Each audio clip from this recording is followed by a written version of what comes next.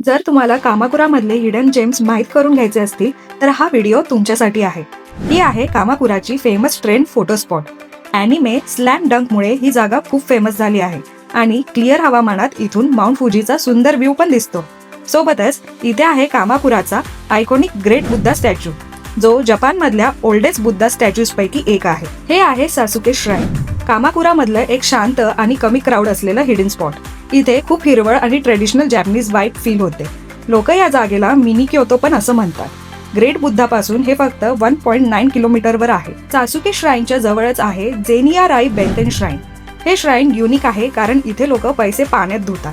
असं मानलं जातं की त्यामुळे वेल्थ आणि गुड लक वाढते. कामाकुरामधलं हे एक पीसफुल हिडन जेम आहे.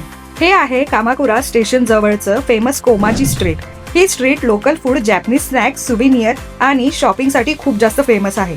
इथे तुम्हाला कामाकुराची लोकल वाईब आणि कल्चर दोन्ही एक्सपिरियन्स करता येतील. आणि हे आहे खास जिबली लव्हर्ससाठी. दोंगुरी क्योवाकोकू हा ऑफिशियल जिबली स्टोर आहे. इथे तुम्हाला तोतोरो, स्पिरिटेड अवे आणि इतर जिबली मूवीज रिलेटेड टॉयज आणि कलेक्शन मिळते. शॉपचं इंटिरियर पण खूप जिबली थीम मध्ये आहे, त्यामुळे फोटो काढण्यासाठी ही जागा परफेक्ट आहे. या सगळ्या ठिकाणांचे डिटेल व्हिडिओ पाहायचे असतील तर माझ्या YouTube चॅनलला सबस्क्राईब करा.